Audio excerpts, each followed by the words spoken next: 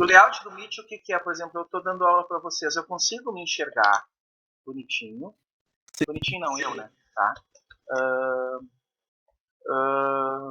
E a minha apresentação está do lado, para mim, para eu olhar.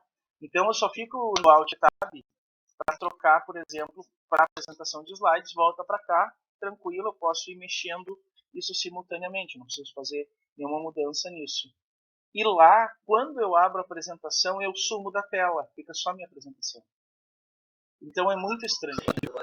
É muito estranho, tá? Porque aí eu tenho que dar aula na apresentação e não na sala do Jitsi. Mas vou ter que me acostumar, né? Eu não vou pagar o pacote do... Eu assinei o Drive gigante aquele porque eu achava que eu ia poder ter acesso ao Meet. Não, eu só tenho acesso às gravações do Meet com maior espaço. Assim, ó, a FURG, ela comprou o pacote da Microsoft Teams, que não é para esse tipo de coisa.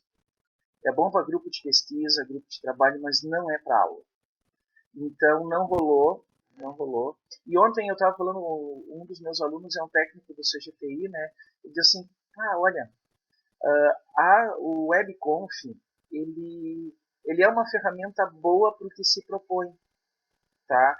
Mas não é para dar aula do jeito que a gente está dando. E até ele falou assim, por que a FURG não implementou as outras coisas do pacote? Né? Ele disse que tentou, só que quando foi implementar as outras coisas do pacote, a RMP estava migrando para dentro da Amazon. Então não precisava mais de nada daquilo, não teve como a FURG atualizar. Então, quem quer usar o WebConf usa, só que é aquele negócio. Vocês devem ter notado, por exemplo, que terça de tarde, eu acho que foi terça-feira, terça final da tarde, o AVA estava ruim, o WebConf estava ruim e o WebMail da FURG estava fora do ar, tá? Por causa de uma instabilidade na RMP. E aqui não, cara, aqui é Google, né? Tá? Pode, é onipresente, é quase um deus na internet, né? O Google. Então tu sabe que vai estar lá, tá? Se o Meet cair, olha, tu não tem mais nenhum tipo de... Só sinais de fumaça, porque se o Meet cair, tu não tem WhatsApp, tu não vai ter Facebook, tu não vai ter... Eu acho que nem o Telegram funciona, tá? Bom, gente, bem-vindos, bom dia. Eu já queria combinar com vocês que estão aqui, né? Semana que vem eu não vou conseguir dar aula nos horários normais, tá? Por quê? Segunda-feira tem um evento da extensão que vai tomar toda a tarde, vai até às 7 da noite. Aí eu penso em gravar essa aula de segunda-feira e disponibilizar no AVA para vocês. E sexta de manhã tem reunião do COEPEA para a gente discutir o calendário acadêmico, que começa às 9. Aí eu poderia começar a aula com vocês às 8, na aula de sexta-feira, se não tiver nenhum problema. Pode ser? Não, 6h30 é cedo, mas 8 horas eu já lavei o rosto. Foi, Érica? Tá bem. Não, então nós podemos, na sexta-feira que vem às 8, mas eu gravo a aula do... Na verdade, eu deixo para fazer a aula do bachelar, a próxima aula do bachelar, né, que fala sobre os obstáculos epistemológicos, assim, na sexta-feira que vem, e gravo para juntar na sexta-feira a aula sobre o FireAbend para a gente ter esse material disponível. Pode ser isso? Beleza, então vamos começar nossa aula de hoje, já estou gravando. Hoje eu vou começar um pouquinho a falar sobre o bachelar, porque eu separei em duas aulas, pelo fato de que a filosofia do bachelar, principalmente algumas coisas relacionadas com a forma como ele trata o conhecimento, elas vão estar muito presentes dentro do ensino de ciências. Tá? Então, uma das, digamos assim, uma vertente interessante a se estudar quando tu está trabalhando com ensino de... para nosso caso, né, adolescentes e jovens, que é final do ensino fundamental e anos iniciais do médio, é ter justamente esse conhecimento, o conceito que ele cria, que é dos obstáculos epistemológicos para a aprendizagem, é muito interessante dentro de todas as áreas, e a gente nota muito isso dentro da área dura. A área dura, por exemplo, a área conceitual da física, da química, da matemática, aonde que esses problemas eles têm que ser mapeados para tu conseguir tratar desses fenômenos, dessas situações. Então, tá? O bacharel francês, pelo que o nome pode dizer, né, ele demorou um pouco para poder trabalhar dentro da universidade, né? Então foi carteiro por bastante tempo, e ele também, assim como os demais, ele tem formação inicial na física. É uma escolha bem feliz de filósofos, são pessoas que trabalharam com física algum tempo da vida e, consequentemente, isso foi muito comum na primeira metade do século XX, né, de que vários dos filósofos que se dedicaram à filosofia da ciência eles têm formação inicial ou trabalharam com a física, uma vez que, se vocês tiverem um tempinho para procurar, o Heisenberg ele fala exatamente do porquê essa aproximação física e filosofia, tá? Aonde que ele escreve exatamente essas aproximações que se tem entre a filosofia moderna e a física a ser trabalhada. E aí ele consegue, por exemplo, né, trabalhar durante o seu faz um doutorado falando a respeito da epistemologia, ou seja, da evolução do conhecimento, de como é que as coisas vão se criando quando na nossa mente quando a formação do conhecimento, não do ponto neurocientífico, né, mas do ponto de vista filosófico mesmo. E depois de trabalhar como professor de física, ele vai trabalhar dentro da universidade, né, em Sorbonne, na, como os franceses chamam, né, Paris 1, Paris 1, falando sobre história e filosofia da ciência. Nota que todos os professores que a gente está falando, eles são pessoas que em algum momento trabalharam com ética, lógica científica, história e filosofia da ciência, que são áreas, quando a gente se dedica a isso, são apaixonantes. O Vladimir está fazendo o TCC dele falando sobre epistemologia. Eu acredito que chega num determinado ponto que dá vontade de seguir fazendo isso, tá? Porque tem conceitos interessantes e tem ideias apaixonantes que a gente pode seguir nessa linha. E ele cria vários conceitos chaves dentro da filosofia, né?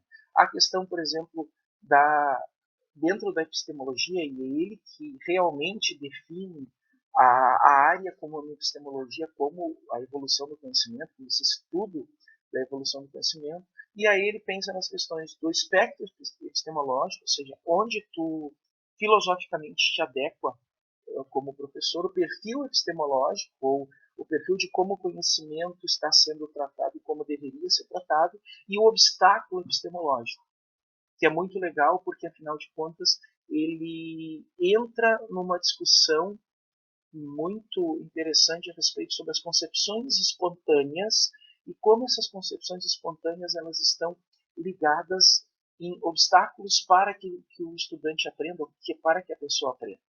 Então é muito interessante, é muito legal a gente se dedicar, se aprofundar um pouco exatamente nessa noção para entender como é que é ser professor.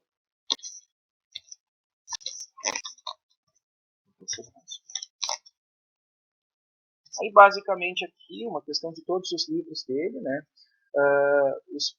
O livro que saiu da tese foi o Ensaio sobre o Conhecimento Aproximado e o livro do Novo Espírito Científico.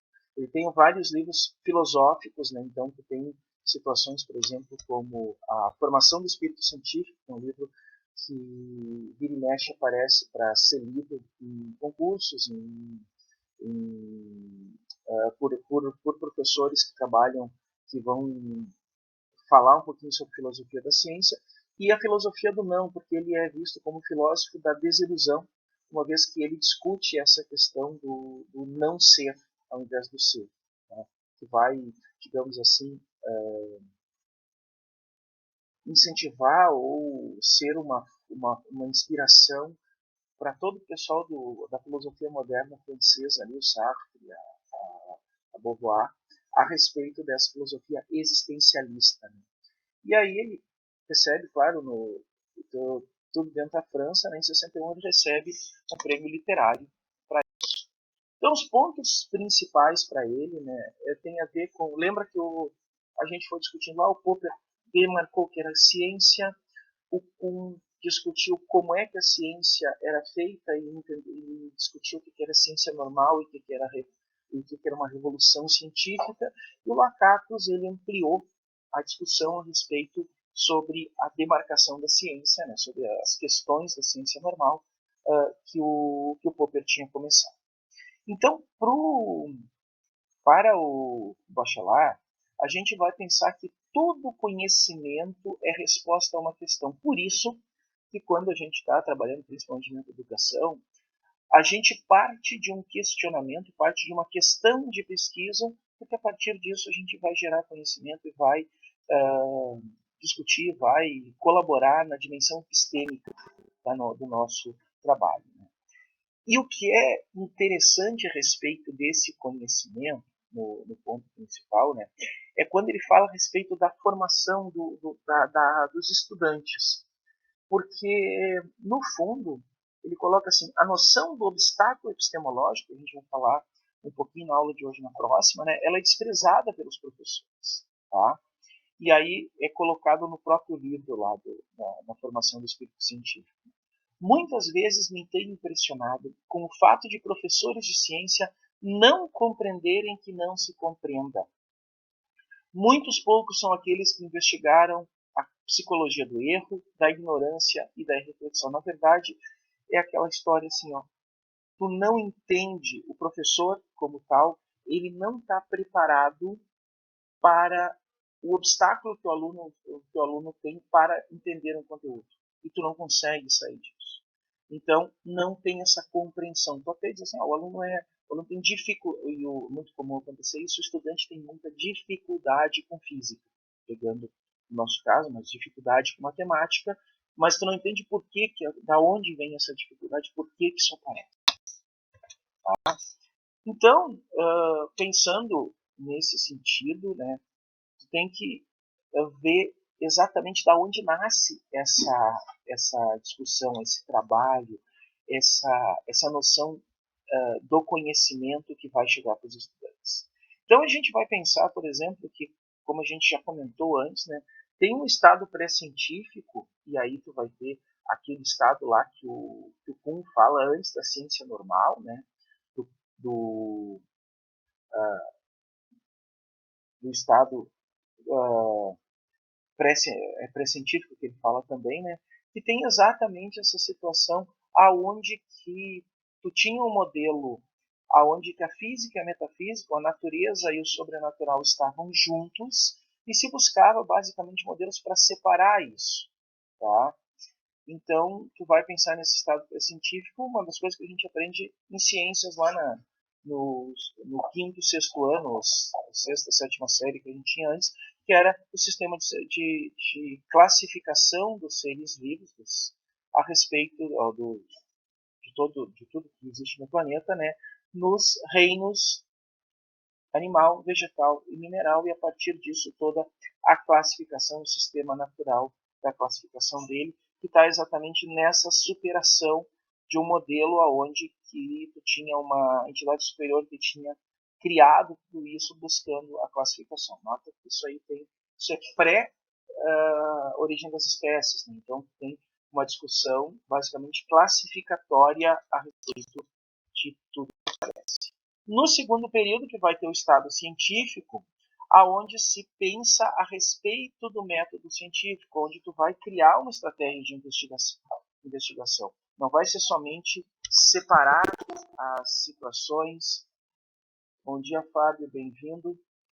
Separar as coisas do que tinha entre o físico, o metafísico, a natureza e o sobrenatural.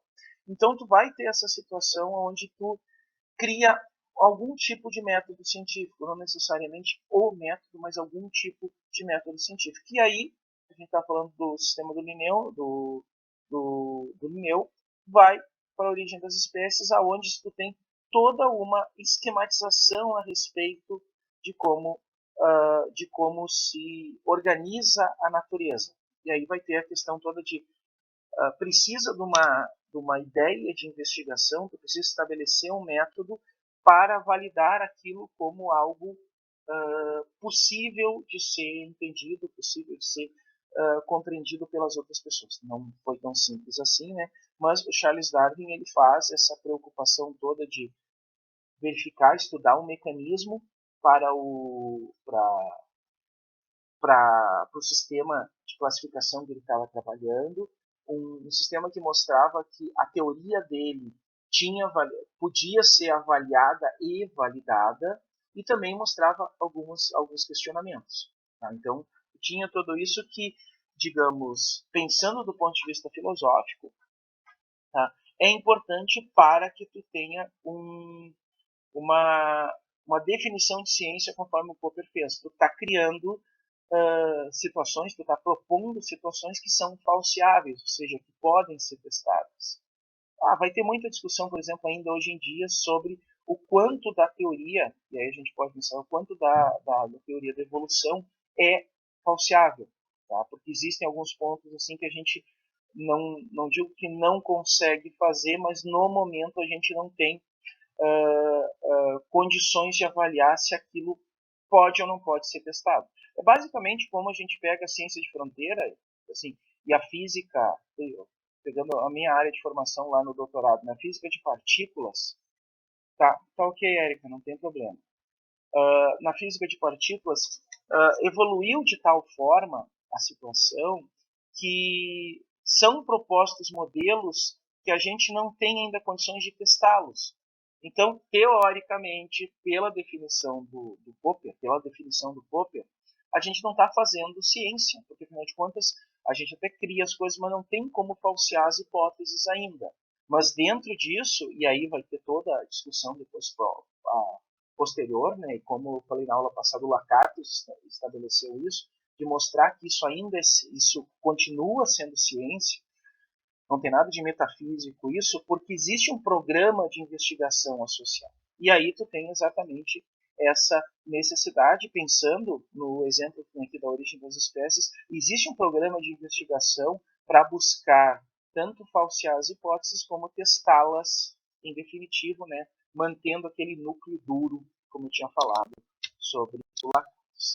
E o novo espírito científico, então, vai ser aonde que os conceitos que estavam estabelecidos pelos métodos científicos de investigação, eles começam a ser modificados. É basicamente quando, pensando na ideia do Kuhn, né, quando a revolução científica, nesse sentido, quando tu chega num conjunto razoável de conhecimento, de entendimentos, permitindo que esse conjunto de conhecimento ele mude significativamente aquilo que já estava estabelecido. E aí tu tem, portanto, um espírito que eu poderia usar um termo novo, né, que seria o espírito empreendedor na ciência. Empreendedor não no sentido de ganhar dinheiro, mas no fato de buscar novos caminhos. E aí tu vai ter várias ciências derivadas que vão surgir principalmente durante o século XX, que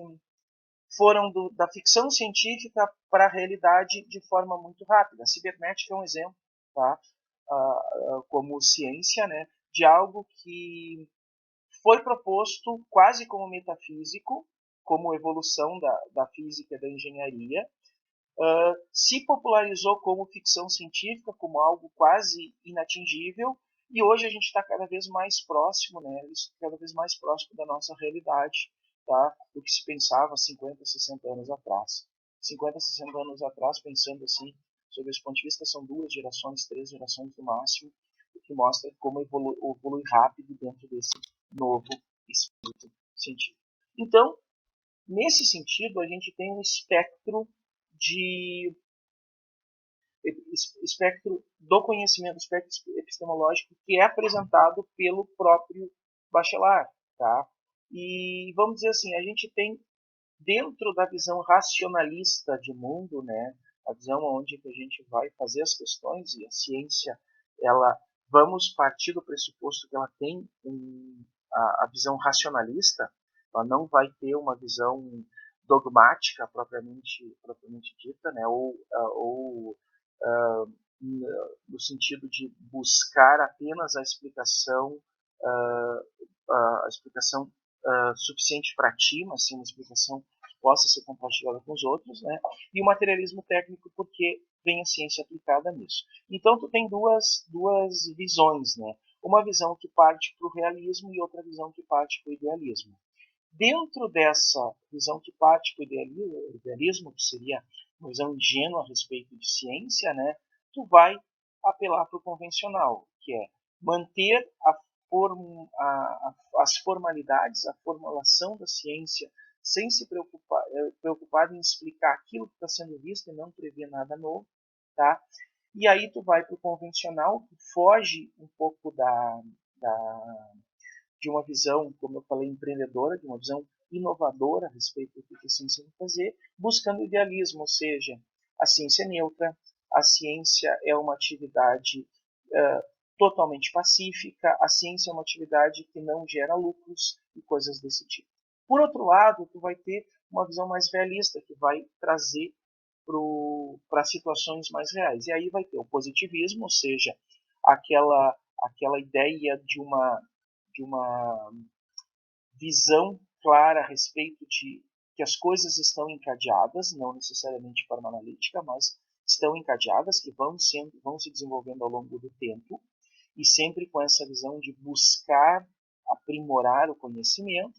Nessa busca por aprimorar o conhecimento, aparece o empirismo, ou seja, aparece a ciência experimental também, não somente a ciência aplicada propriamente dita, a técnica propriamente dita, mas sim, muitas vezes, os testes experimentais que beiram o empirismo lá, que a gente podia pensar quase como os alquimistas, né, de explorar algumas coisas do ponto de vista experimental. Não estou dizendo que entra na pseudociência, né, mas o empirismo está nesse sentido, e isso leva a avanços que estão contribuindo no mundo real. Ou seja, existe o desenvolvimento de um medicamento, tá? Pensando em coisas muito loucas dentro da área de medicamento, né? 40 anos atrás, tá? Pegando um gancho do que tem sido discutido agora só em 2022, né? Há 40 anos atrás, o diagnóstico de AIDS era uma sentença de morte. Hoje, a ciência já chega ao ponto de discutir vacinas que vão tratar, né, mas prevenir ou diminuir o risco de adquirir AIDS, e tratamentos, como no caso do Brasil, hoje que a gente tem o coquetel de tratamento que permite que tenha uma vida praticamente normal em uma pessoa que tenha a doença. Ou seja, são evoluções, e muitas delas foram do campo empírico, principalmente na área de medicamentos, do campo empírico, porque não se não se não se tem uma visão clara de que tal composto age de tal forma no corpo de todo mundo. Então vai ter esse sentido, e aí vem todo o espectro que o Bachelard fala, desde a ingenuidade do ponto de vista científico até o realismo do ponto de vista científico, tudo isso focado nessas duas situações. E aí tem bem as questões do espectro epistemológico que eu tinha falado. Né? O idealismo tem a ver com as ideias ou a tua projeção daquilo que tu gostaria vai ser a realidade, tá?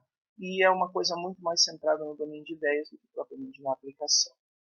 O convencionalismo, então, ela abre mão da experimentação e basicamente discute que tu tem regras bem definidas, como se fosse a matemática, né, com lemas, corolários e coisas desse tipo, que vão definir como a ciência progride.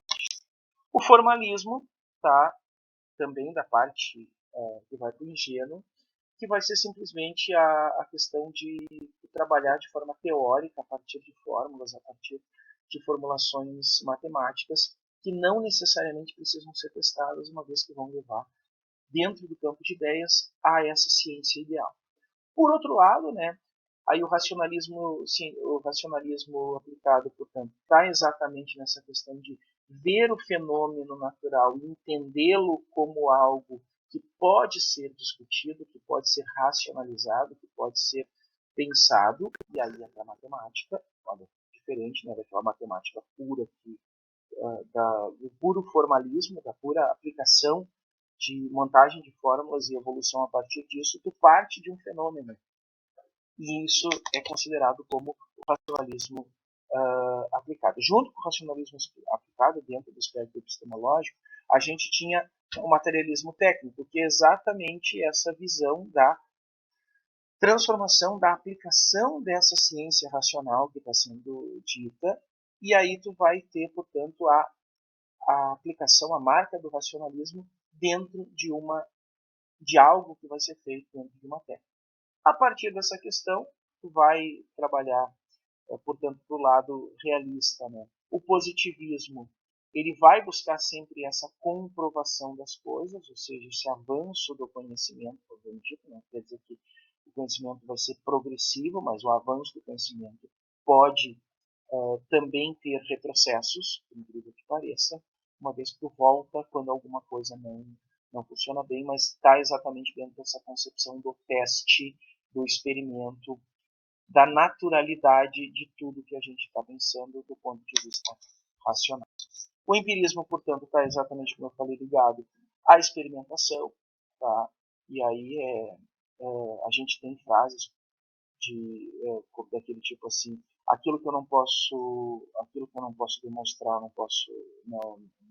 aquilo que eu não posso provar, eu não posso demonstrar, ou vice-versa, né? Então, tu vai precisar ter o experimento como uma fonte de fatos a serem tiradas, e a partir disso, então, tu vai determinar algo que é uma realidade objetiva, tá?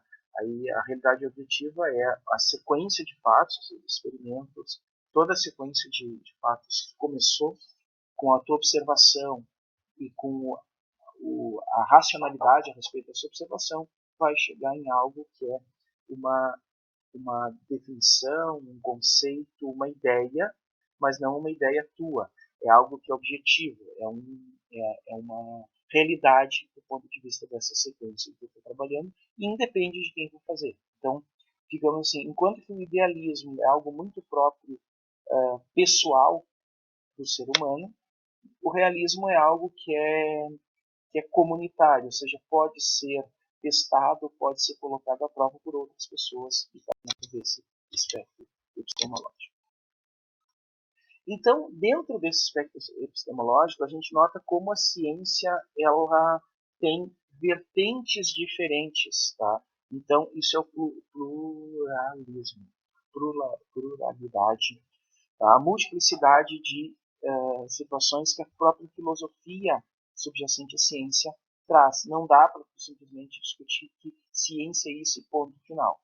E basicamente o Bachelard ele diz que a filosofia da ciência ela não tem verdades absolutas, algo que hoje a gente traz muito claro, tá, para a ciência, e o Bachelard já discute dentro da filosofia, né? A gente tem princípios que não são princípios duros, lembra lá do Lacatus, né, falando a respeito dos programas de investigação científica como núcleo duro da teoria.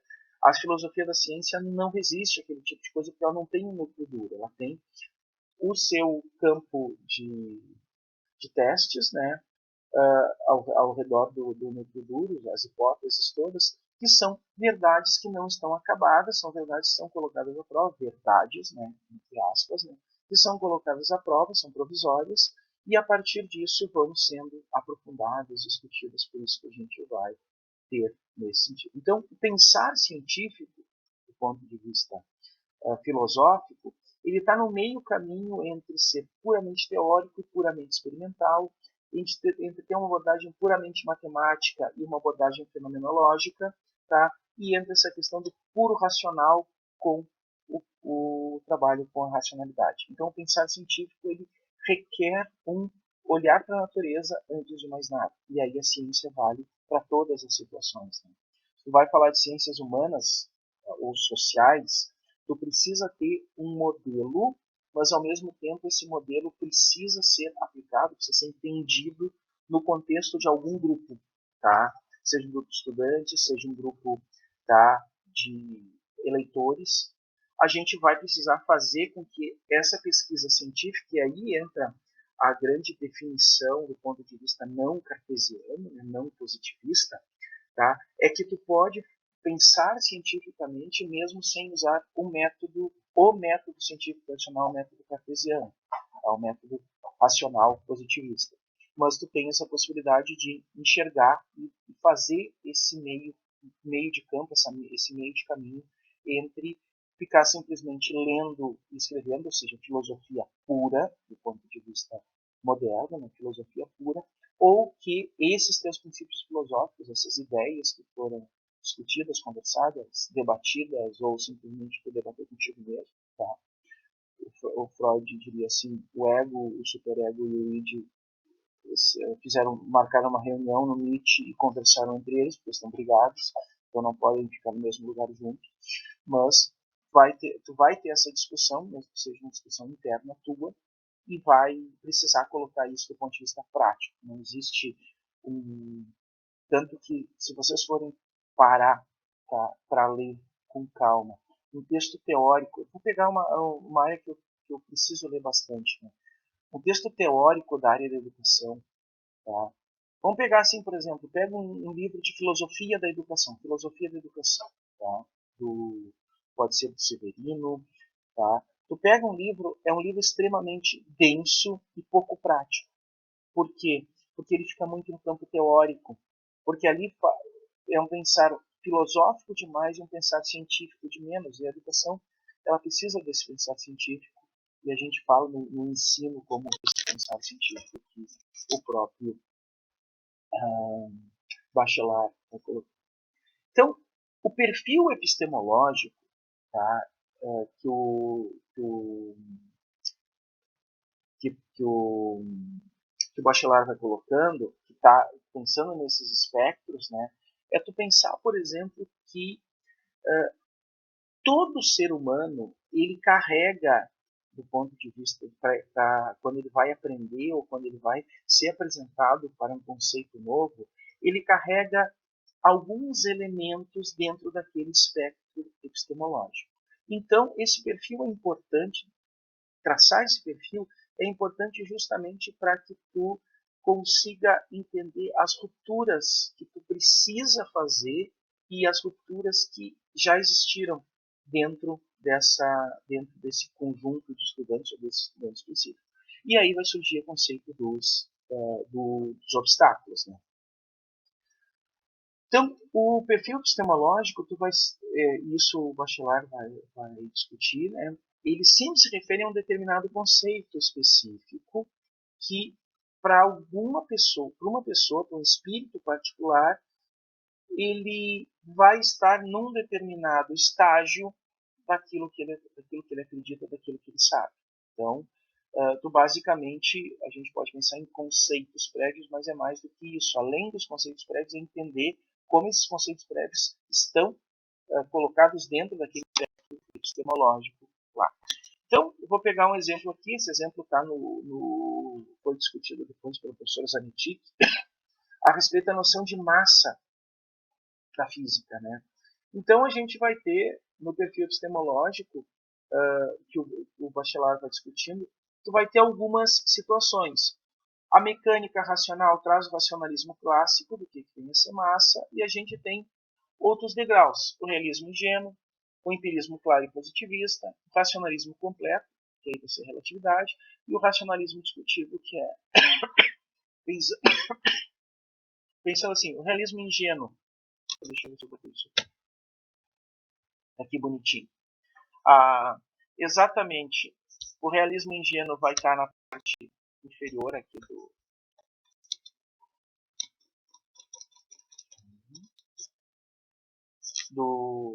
da figura, aonde basicamente está centrado na forma como a pessoa infere basicamente a massa, né?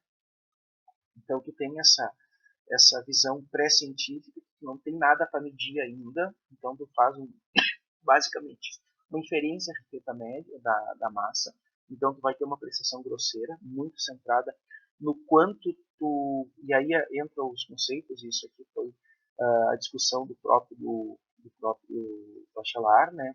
Entra a questão do quanto tu quer avaliar aquela massa, então entre o teu ânimo, e aí vem o animismo, né? E a avidez pelo que tem as coisas. Então, esse é o primeiro estágio. O segundo estágio, tá, que é o empirismo claro e positivista, está exatamente dentro quando tu introduz o instrumento de medida, que é a utilização da balança. Tá? E aí, basicamente, tu faz a definição lá realista de que massa é a quantidade de matéria. Passa por uma próxima fase, que é o clássico, né, o racionalismo clássico, que é a visão de massa dinâmica do Newton. Massa é uma razão de proporcionalidade entre força aplicada e aceleração do corpo, segundo a lei de Newton, ou mudança de quantidade de movimento. E é uma visão racional, clássica, mas extremamente definida, clara. Tu passa esse racionalismo para um racionalismo completo a partir disso, racionalismo técnico, passa para o racionalismo completo, quando tu define, tu faz uma nova definição de massa, não mais essa constante proporcionalidade, mas o entendimento da massa como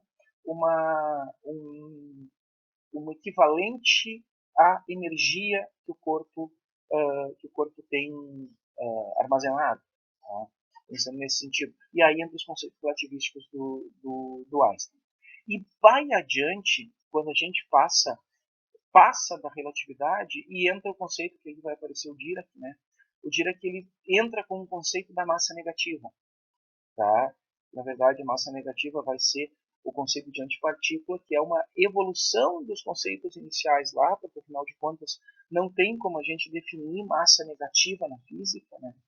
Massa negativa na física, mas a própria teoria insere isso, né? Por quê?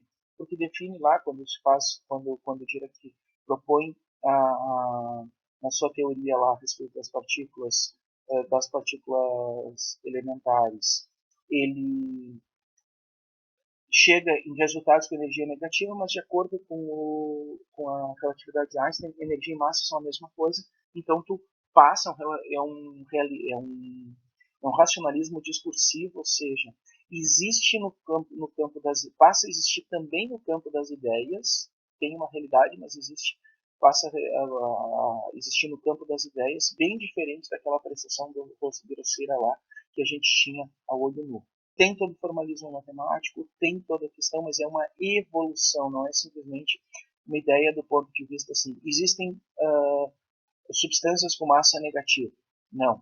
Tá? Tem toda uma definição, tem toda uma evolução do racionalismo para chegar nessa visão de realidade que a gente enxerga. Então, isso aí é que o próprio Bachelard vai colocando aqui, vai ter essas explicações, né, do que vem a ser, como eu falei, tá? Exatamente aqui as questões, depois vocês dão uma olhadinha, exatamente a evolução do conceito de massa dentro da física, historicamente sendo falado, tá? Isso também vai aparecer para o conceito da energia. E por que tu vai ver esse conceito da energia? Justamente porque esse conceito de energia, quando chega, e aqui vocês vão assim, quando chega na parte do racionalismo completo, ele passa a ser paralelo, ou seja, o perfil epistemológico a respeito da definição de massa e da definição de energia passa a ser o mesmo a partir do Einstein, e com isso a gente tem uma forma diferente quando chega na visão do Dirac, que isso é natural que se mantenha os dois perfis iguais, apesar de inicialmente a gente vai ter a questão do corpo conter energia e transferir energia de formas diferentes, como a forma dinâmica, por exemplo. Tá? Comparando perfis, né, a gente vai ter essa visão de na parte final, ali, no racionalismo discursivo, tá? A gente tem situações em que pode definir no perfil da massa e energia situações como energia quantizada ou massa negativa. Não tem problema nenhum. Na parte empírica dos perfis, né, a gente significa massa como quantidade de matéria, energia, é algo que está bem definido, e enquanto que energia, por exemplo, é um conceito que o perfil epistemológico mostra que ele é difícil do ponto de vista empírico. E quando a gente vai trabalhar com os estudantes, a gente vê exatamente essa situação. O que é? Porque existe uma questão, enquanto que massa é uma grandeza fácil de ser definida, ou seja, a gente pode definir ela empiricamente como quantidade de matéria, energia não pode ser quantidade de alguma coisa. Então, ela é um conceito que fica mais difícil. Por isso, nos perfis, tu tem essa oscilação entre o que vem a ser o racionalismo ingênuo a respeito de energia e o que vai ser o empirismo quanto à questão da medição, aonde, como é que a gente mede energia, como é que a gente faz essa essa ponte entre o que entende como energia e como ela vai ter realidade dentro do nosso sistema de pensamento.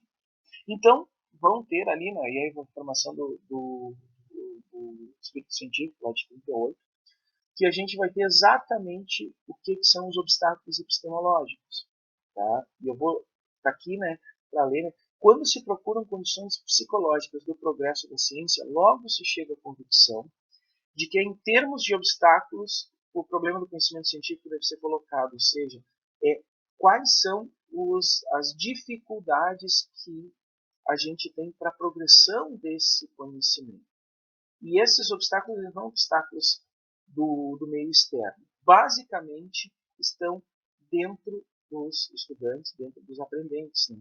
Que eles precisam definir quais são as suas dificuldades, antes de mais nada, para poder mapear esse tipo de obstáculo que está sendo construído, que a própria pessoa acaba tendo para um determinado conceito, e aí é pensado, né, o bacharel disso, e aí vai caber ao professor exatamente tentar romper essa estagnação, conhecendo o que é ser o obstáculo epistemológico.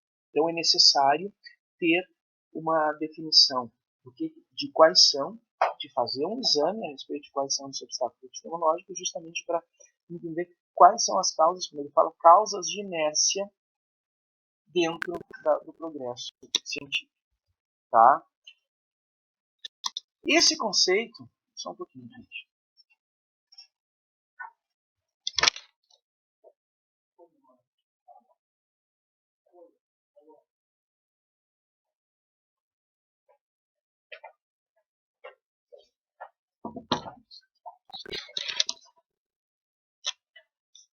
Só um pouquinho.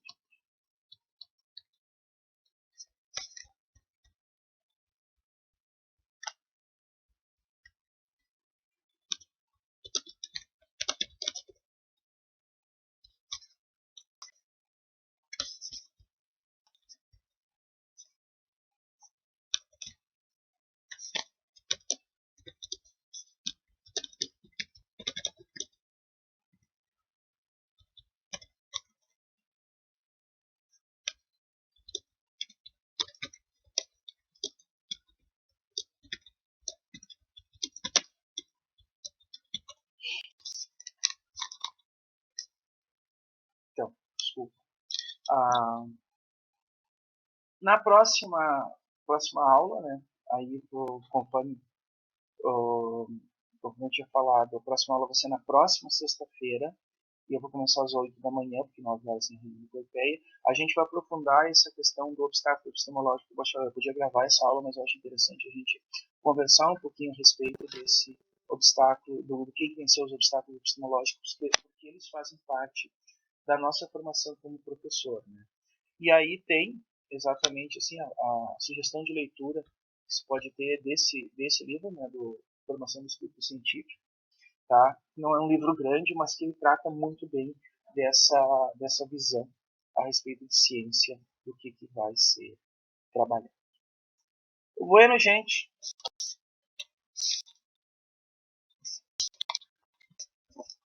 Tá?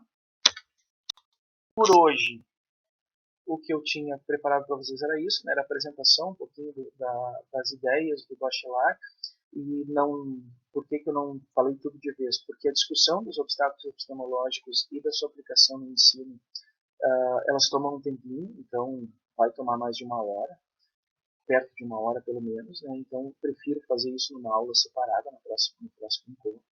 E aí a gente fica combinado assim. Na próxima sexta-feira, às 8 da manhã, na sala, nesse mesmo endereço, a gente tem a aula que vai falar sobre obstáculos epistemológicos. Aí, né? Falar sobre obstáculos epistemológicos. E no mesmo dia eu já vou gravar a aula que fala sobre o Firebase para deixar disponível para vocês. Na semana seguinte, a gente tem a última semana de aula de encontro síncrono, né?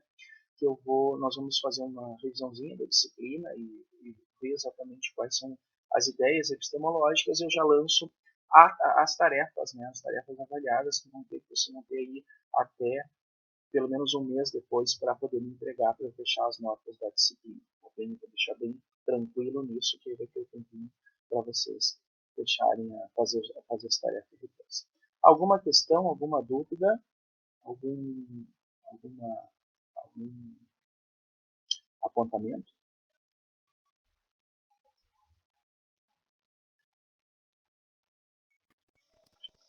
Acho que tá bem então, gente. Muito obrigado pela audiência de vocês, tá?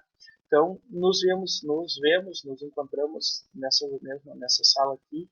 Na próxima sexta-feira, 8 da manhã, eu abro 5 para as 8 a sala, tá beleza? Abraço, tchau, tchau, gente. Bom dia.